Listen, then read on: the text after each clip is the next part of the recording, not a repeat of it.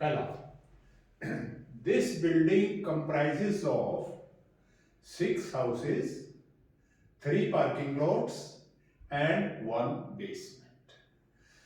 देखिए ये दो वर्ड होते हैं, एक कंप्राइज ये और एक होता है कंसिस्ट। आपने ध्यान ये रखना है कि जब आप कंसिस्ट को यूज करेंगे तब आपने ऑफ लगाना है, कंप्राइज के साथ आपने ऑफ नहीं लगाना है, और यही इसमें एरर है, ये नहीं होना चाहिए। This building comprises 6 houses, 3 parking lots and 1 basement. अगला, I look forward to meet you. ये बड़ा पॉपुलर सा फ्रेज है, बहुत बार यूज होता है एंड में। तो लुक फॉरवर्ड जब आएगा उसके बाद टू भी लगेगा और टू के बाद आईएनजी वाली फॉर्म लगेगी, ये आपने याद रखना है हमेशा। I look forward to meeting. बहुत अच्छे पढ़े लिखे लोग भी इसमें गलतियां करते हैं, तो आपने ध्यान रखना है I look forward to meeting. जो वर्ब आएगी उसकी फर्स्ट फॉर्म ना आके आईएनजी वाली फॉर्म आएगी, हालांकि आमतौर पे टू के बाद फर्स्ट फॉर्म आती है, ये इसमें करती थी जो आपने ढूंढनी थी। अगला, I can not cope up with this pressure. ये भी जो ये इंडिया स्पेसिफिक गलती है, इंडिया में ज्यादातर लोग इस तरह की गलतियां करते हैं। जो कोप है इसके बाद प्रेपोजिशन विद लगती है, अप नहीं लगता है, ये पता नहीं हम ही लोग लगाते हैं, तो इसका आपने ध्यान रखना है, ग्रामर के एंगल से ये गलत हो जाता है। I can not cope with this pressure, cope के बाद सीधा विद लगेगा, अप आपने नहीं लगाना है। अगला, I came to this place by walk. मैं इस जगह पर चल कर आया हूं, तो बाई वॉक नहीं होता है, बाई कार, बाई बस, वो सब तो ठीक है। तो अगर आप पैदल चल के कहीं आए तो on foot. I came to this place on foot, तब आपका सेंटेंस ठीक होगा। ये कई बार कॉमन एरर्स के उसमें ये सारी कहीं ना कहीं डिस्कस हुई है। अगला, what is the time in your watch. ये फ्रेज भी प्रीपोजिशन की गलती का है, तो ये जो टाइम इन है ये गलत है, यहां पर आप हमेशा कहिए what is the time by your watch. अगला, the price of my dress, मेरी ड्रेस का मूल्य is higher than that of yours, जो आपकी ड्रेस है उससे ज्यादा है। तो ये सेंटेंस मुझे ठीक लगता है, इसमें कोई गलती नहीं दिखाई देती। आपको अगर कोई दिखाई देती है तो कमेंट सेक्शन में लिख दीजिएगा। अगला, my friends daughter in loss, हमारे एक मित्र हैं, वो पार्क में आमतौर पर मुझे मिलते हैं, तो एक दिन वो नहीं मिले। मैंने पूछा कि भाई क्या हुआ था कल, कि यार मैं अपने दोस्त के पास चला गया था। क्या हो गया था कि मेरे जो दोस्त हैं उनकी बहुएं हैं 3, और वो तीनों आ गई थी कल, तो वो बताना चाह रहे थे। उन्होंने कहा कि my friends daughter in loss, मेरे दोस्त की बहुएं आई हुई हैं। तो इसमें आप ध्यान रखना, जब इस तरह का नाउन हो, daughter in law, son in law और नेफ्यू इन लॉ, कुछ इस तरह का हो, तो आपने जो एस लगाना है प्लूरल बनाते हुए, वो इस वर्ड के बाद लगाना है, लास्ट में नहीं लगाना। तो डॉटर्स इन लॉ उनको कहना चाहिए, डॉटर इन लॉस नहीं। My friend's daughters in law, क्योंकि ला का प्लूरल नहीं होगा, डॉटर का प्लूरल होगा, daughters. I prefer seafood than Mediterranean food, ये प्रेफर के साथ जो प्रेपोजिशन लगती है कंपैरिजन के टाइम पे, वो देन नहीं लगती, टू लगती है। ये भी हमने बहुत बार डिस्कस किया है। अगला, we are discussing about the issue, ये भी ध्यान रखिएगा, जो डिस्कस वर्ड है उसके बाद आपने अबाउट नहीं लगाना है, इसी में शामिल है। We are talking about the issue, यहां पर अबाउट ठीक है टॉक के बाद, बट डिस्कस में अपने आप ही शामिल है about. We are discussing this issue, we are discussing this problem, तो अबाउट इसमें सुपरफ्लुअस है, फालतू है। अगला, dispose of the garbage from the shelves, जो अलमारियां हैं, दराज हैं, उनमें से जो कूड़ा है उसको निकाल के फेंको, उसको निपटाओ। तो उसके लिए जो डिस्पोज ऑफ वर्ड होता है उसमें ओ एफ एफ नहीं होता, एक एफ होता है, डिस्पोज ऑफ, एक एफ रहेगा, ये डबल एफ कट जाएगा। Dispose of the garbage from the shelves, तब आपका सेंटेंस ठीक हो जाएगा। ये एनडीए का जो पेपर था उसमें से हमने ली थी। अगला, इंडियन इकोनॉमिक सर्विस का paper. First, I did not like him disturbing me at that late hour, किसी ने किसी को रात को जाके जगा दिया, तो वो कह रहा है कि उसका जो जगाना है मुझे देर रात को, वो मुझे अच्छा नहीं लगा। तो देखिए, उसका जो जगाना है वो अच्छा नहीं लगा। वो आदमी तो अच्छा लगा, आदमी तो अच्छा है, मेरा फ्रेंड है, लेकिन उसने जो मुझे जगाया, वो जो एक्शन है वो मुझे अच्छा नहीं लगा। तो यहां पर हिम की बजाय हिज होना चाहिए। आई did not like his disturbing me, उसका जो मुझे डिस्टर्ब करना है रात को, वो मुझे अच्छा नहीं लगा। ये आप ध्यान रखिएगा कि जब ये आ जाए डिस्टर्बिंग या कुछ ऐसा आईएनजी वाली फॉर्म का, तब उससे पहले आपने लाइक के बाद भी और भी बहुत सारी वर्ब्स होंगी ऐसी, वहां पर आपने हिम नहीं लगाना है, हिज लगाना है।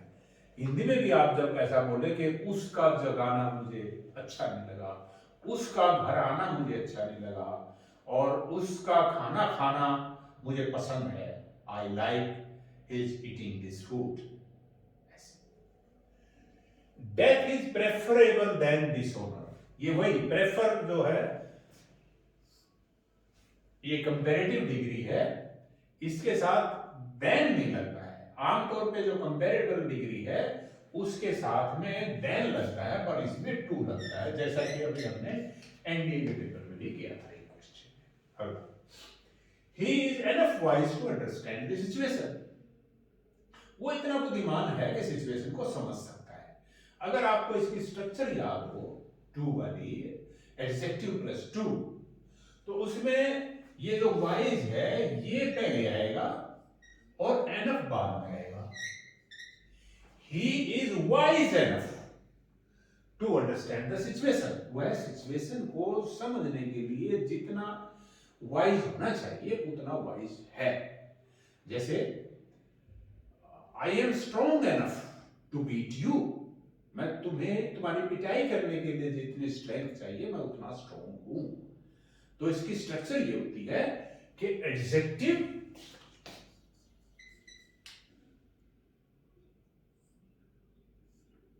प्लस टू और इससे पहले enough, enough plus adjective plus two, strong, ना ना ये भी उल्टा हो गया, ये तो था ही इसमें। पहले आपने लगाना है एडजेक्टिव प्लस एनफ और प्लस टू, ये स्ट्रक्चर बनेगी। वाइज एडजेक्टिव हुआ, वाइज एनफ टू, फिर verb, strong enough to, intelligent enough to, weak enough to. तो ये आपने ध्यान रखना है, he is wise enough, adjective पहले, एनफ बाद में, फिर टू और फिर वर्ब। अगला, ही इज सेल्डम और ever seen at his shop. कहना ये चाहते हैं कि वो अपनी दुकान पे या तो दिखता ही नहीं, या दिखता है तो बहुत ही कम दिखता है, ये कहना चाह रहे हैं। तो ये फ्रेज है सेल्डम और एवर इसमें लिखा है, और नहीं होता, यहां पर इफ होता है। ही इज सेल्डम, यानी इसको आप अगर हटा भी दोगे तो भी आपका सेंटेंस ठीक बनेगा। He is seldom seen at his shop, वो अपनी दुकान पर कभी कभार ही दिखता है, ना के बराबर। और इफ एवर लगाने से मतलब हुआ कि वो दिखता है तो कभी कभार दिखता है, यानी दिखता ही नहीं। तो इफ एवर होता है phrase, he is seldom if ever seen at his shop, फिर आपका सेंटेंस ठीक हो जाएगा। अगला, the teacher has not yet entered into the classroom, इसमें भी प्रेपोजिशन की गलती है। ये जो एंटर वर्ड है, एंटर के बाद इनटू नहीं लगता। एंटर का मतलब ही गो इनटू होता है, इनटू इसके अंदर निहित है। ही एंटर्ड द क्लास, वो क्लास में घुसा। अगला, आई am prepare to say it at his face, ये एट नहीं होता यहां पर, इसमें ज्यादातर गलतियां प्रीपोजिशन की आई है। I am prepare to say it on his face, मैं ये बात उसके मुंह पर कह सकता हूं। तो एट भी पर ही होता है, ऑन भी पर ही होता है, तो आपने ऑन लगाना है। I am prepare to say it on his face. He insisted to leave immediately, उसने तुरंत जाने की जिद की। तो ये जो वर्ड है इंसिस्ट, जिद करना, इसके बाद ऑन प्रीपोजिशन आती है और वर्ब की फोर्थ फॉर्म आती है, आईएनजी वाली फॉर्म आती है। सो ही इंसिस्टेड ऑन, ये आएगा, और फिर यहां पर लीव की बजाय लिविंग आएगा, फिर आपका सेंटेंस ठीक हो जाएगा। He insisted on living immediately. He always says the truth, वो हमेशा सच बोलता है। से का मतलब कहना होता है, और बोलने के लिए टेल होता है। He always speaks the truth. Speak माने बोलना, से माने कहना, और टेल माने बताना। तो आप ये पहले भी शायद डिस्कस हुआ था, जब आप ट्रुथ की बात करते हैं, ही ऑलवेज स्पीक्स द ट्रुथ, वो हमेशा सच बोलता है। तो ट्रुथ के साथ आपने स्पीक लगाना है, झूठ के साथ आपने टेल लगाना है। He always tells a lie, truth से पहले डी लगाना है, टेल से पहले लाई से पहले ए लगाना है, और लाई के लिए टेल लगाना है, ट्रुथ के लिए स्पीक लगाना है। He always speaks the truth, he always tells a lie, ये फर्क आपने करना है। जो सेज है ये जनरल है, बट आप ट्रुथ के साथ से नहीं लगाएंगे, और लाई के साथ भी से नहीं लगाएंगे। लाई के साथ टेल लगाएंगे, स्पीक के साथ ट्रुथ लगाएंगे, ट्रुथ से पहले डी लगाएंगे, लाई से पहले ए लगाएंगे। Wealth is only means the end is happiness, ये जो मीन्स है ये साधन, इसका मतलब है साधन। कहना वो ये चाह रहे हैं कि धन माया तो एक साधन है, अल्टीमेट है, यानी जो आपका टारगेट है वो तो खुशी है। तो ये जो साधन है, साधन सिंगुलर होता है, हालांकि उसको मीन्स बोलते हैं, एस लास्ट में है उसमें, मीन्स MEANS, लेकिन वो सिंगुलर होता है, तो उससे पहले ए आना चाहिए। Wealth is only A means, फिर कोमा लगा के द एंड इज हैप्पीनेस, अंतिम जो लक्ष्य है वो खुशी होता है। तो कहने का मतलब ये है कि जो मीन्स है वो सिंगुलर नाउन है, उससे पहले ए आना चाहिए। अगला, इसको मैं मिटा दूं ऊपर से थोड़ा सा ताकि आगे तो डिस्कस कर सकें। इसमें स्पेस की वजह से ज्यादा मैं लिख नहीं पा रहा हूं और लिखे बिना समझ में कम आता है।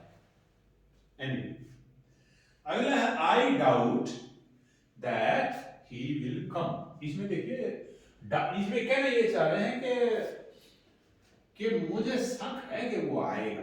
तो जब आप ऐसी सिचुएशन हो सकती है, आई डाउट फिर he will come,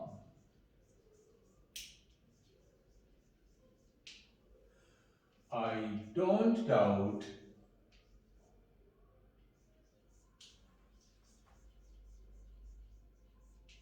he will come.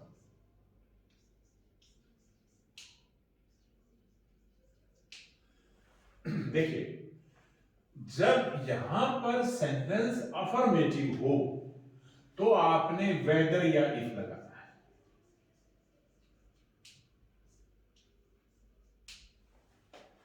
और जब यहां नेगेटिव हो तब आपने दैट लगाना है। I doubt weather he will come, ये सेंटेंस ठीक है। I don't doubt that he will come, मुझे शक नहीं है कि वो आएगा। तो इसमें आपका था, हाँ कहां गया, ये रहा लास्ट, आई डाउट, तो दैट लगा हुआ है वहां, देखिए दैट की बजाय आपने वेदर लगाना है, तब आपका सेंटेंस ठीक हो जाएगा। यही उसमें गलती थी। तो अगर नेगेटिव है मेन क्लॉज, तो जो दूसरा क्लॉज है उससे पहले आपने दैट लगाना है, और अगर ये अफर्मेटिव है तो उससे पहले आपने वेदर लगाना है, ये ध्यान रखिए। एनीवे, अगला जो पेपर है हमारा वो है कंबाइंड डिफरेंस सर्विसेज का, उसमें से हमने सेंटेंस ली है।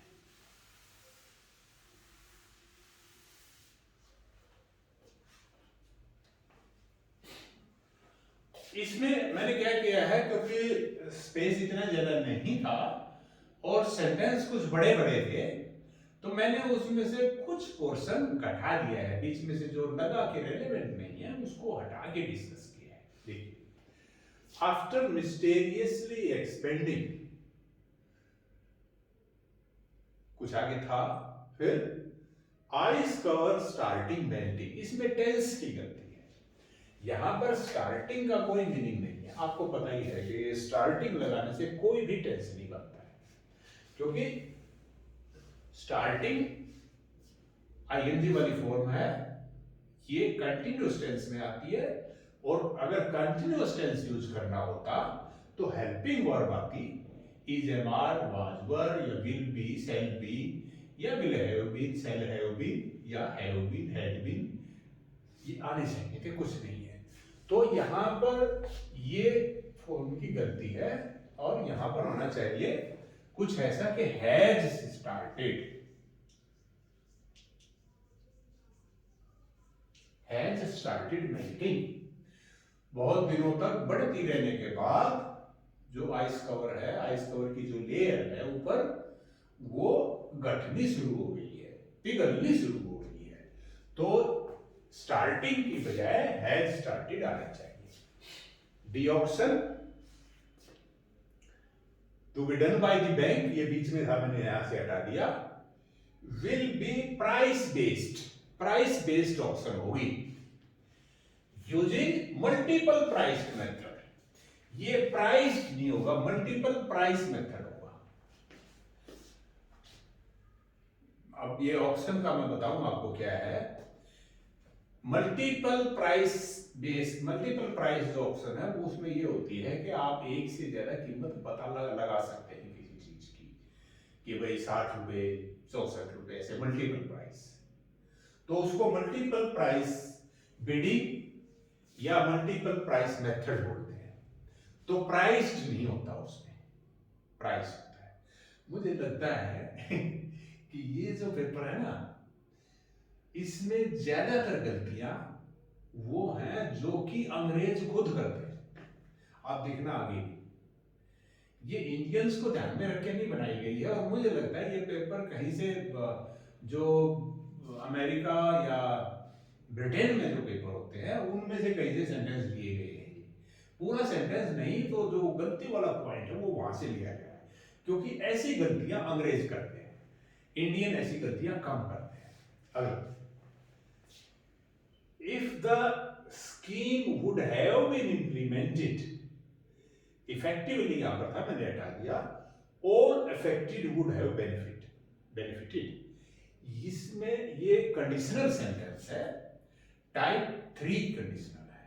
टाइप 3 कंडीशनल में, जैसा कि कंडीशनल वाली वीडियो में आपने देखा होगा, जो इफ वाला क्लोज है वो पास्ट परफेक्ट में होता है, इसमें वुड नहीं आना चाहिए था, इसकी बजाय हैड आना चाहिए था। If the scheme had been implemented effectively, all affected would have यहां आएगा, जो दूसरा क्लोज है उसमें, तब ये सेंटेंस ठीक हो जाएगा। If the scheme had been implemented effectively, all affected would have benefited, फिर आपका सेंटेंस ठीक हो जाएगा। देख लेना आप, जो कंडीशनल है उस पे कंडीशनल, एक ये थर्ड कंडीशनल था, कंडीशनल टाइप 2 का भी एक सेंटेंस इसमें आगे आएगा। तो कंडीशनल इंपॉर्टेंट होते हैं, और अगर कंडीशनल आते हैं आपको, तभी वो सेंटेंस यहां पर एक था जो कि मैंने कहा था कि वो ठीक है। अगर आपको कंडीशनल आते हैं तभी आप उसको ठीक करोगे, नहीं तो उसमें गलती निकाल दोगे आप, जबकि वो नो एरर का सेंटेंस है। तो कंडीशनल सीखना बहुत मुश्किल नहीं है, और उससे क्वेश्चन एक दो हर पेपर में आता है। Next, government stock offers safety, liquidity and attractive return for long duration. इसमें बाकी सब ठीक है, बट किसी ने ये एक्चुअली किसी ने डिक्टेशन दी, उसने बोला था रिटर्न्स, और लिखने वाले को अंग्रेजी आती नहीं थी, उसने रिटर्न्स की बजाय रिटर्न लिख दिया, यहां पर ईडी लगा दिया, जबकि यहां एस लगाना चाहिए था। डिक्टेशन देने वाले ने तो अपनी तरफ से रिटर्न बोला, रिटर्न ने रिटर्न्स बोला, और सुनने वाले ने कोई भाई या तो पत्रकार था या उसका स्टेनोग्राफर था, उसने उसको रिटर्न टाइप कर दिया, और हमारे क्वेश्चन पेपर जो सेटर थे उन्होंने उनको इसमें डाल दिया। एनीवे, रिटर्न्स हो जाए तो ये ठीक है। अगला, स्क्रॉलिंग थ्रो। अब ये भी, इसमें भी देखिए वही गलती है, यही पे गलती है, देख लो, ये जो थ्रो है ये वर्ड, ये गलत है, इसकी स्पेलिंग गलत है, होना ही चाहिए थ्रू।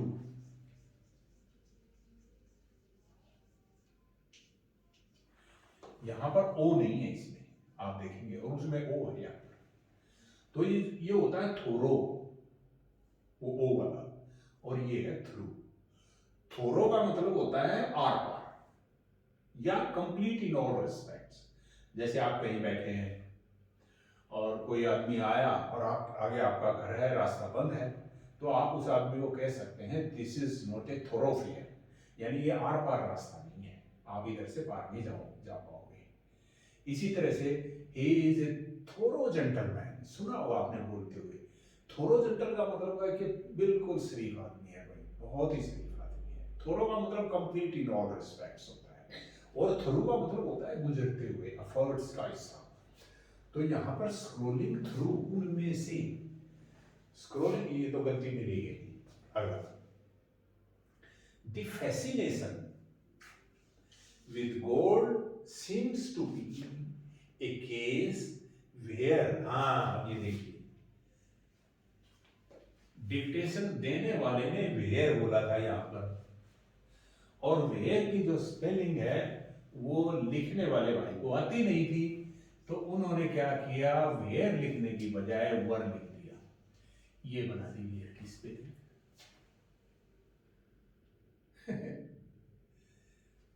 और ये थी, जैसे थ्रो की स्पेलिंग गलत थी ऐसे। अगला, इवोल्यूशनरी बायोलॉजी लिव अस। यहां पर देखिए गलती जो है वो सब्जेक्ट वर्ब एग्रीमेंट की है, या जिसको सिंपल प्रेजेंट टेंस नहीं आता वो गलती करेगा इसमें। ये सिंपल प्रेजेंट टेंस का सेंटेंस है और इसमें इवोल्यूशनरी बायोलॉजी ये इसका सब्जेक्ट है सेंटेंस का। इसके साथ जो वर्ब की फॉर्म आएगी वो फर्स्ट तो आएगी ही, लेकिन ये क्योंकि थर्ड पर्सन सिंगुलर है इसलिए यहां पर एस लगेगा, लीव्स हो जाएगा, तब ये सेंटेंस ठीक कह जाएगा। Evolutionary biology leaves us. आगे ठीक है, next. when everything starts working for you, जब आपके लिए सब कुछ काम करना ठीक शुरू कर दे, you will find things are achieved। यहां बोला था उन्होंने achieved, क्योंकि ये पैसिव वॉइस का सेंटेंस है। You will find things are achieved and delivered। तो अचीव ही छोड़ दिया उन्होंने, डी लगाया नहीं यहां पर। अगर ये डी लगा देते तो थर्ड फॉर्म हो जाती, क्योंकि पैसिव वॉइस में हमेशा थर्ड फॉर्म आती है, ये आपको पता ही है। तो वो गलती, वही मैंने बताया ना कि ये या तो कोई डिक्टेशन लेने वाले का जो गलतियां की थी वो योगियों दी है या किसी फॉरेनर के पेपर से लिया गया। अगला, इफ आई वर यू, अगर आपकी जगह मैं होता, I would not go for change of job.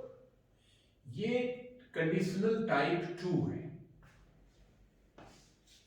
वर आई के साथ यहां ठीक है। अगर आपको कंडीशनल नहीं पता है तो आप कहोगे जी वर की बजाय तो आ जाएगा आई में, इसलिए मैं कहता हूं कि कंडीशनल सेंटेंसेस को आप कर लो।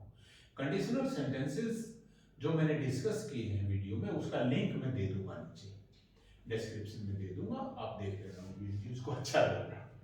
अगला, At the beginning of 19th century, 19वीं सदी के शुरू में, फीमेल लिटरेसी was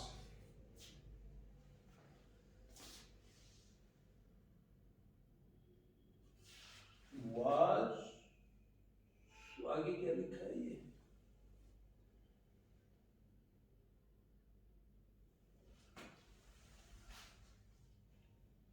एक्सट्रीमली, अपना लिखा ही नहीं समझ पा रहा, स्पेस की कमी में इतना टाइट करके लिख रखा है। Was extremely low। अब ये लो था और डिक्टेशन लेने वाले ने लोड कर दिया इसको। लोड का पता ही नहीं क्यों किया उन्होंने, पर बोलने वाले ने लो बोला था। At the beginning of 19th century, female literacy was extremely low in comparison to male literacy।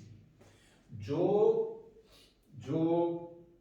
मर्दों की लिटरेसी थी, मर्दों का जो साक्षरता का रेट था, वो औरतों के साक्षरता के रेट्स, जो औरतों का जो साक्षरता रेट था वो मर्दों के साक्षरता रेट से बहुत ही नीचा था, ये यहाँ पर कहना चाह रहे हैं।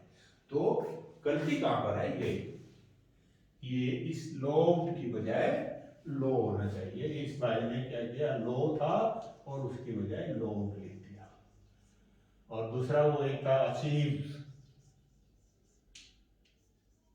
अचीव्ड लिखना चाहिए था और उसने अचीव लिख दिया था।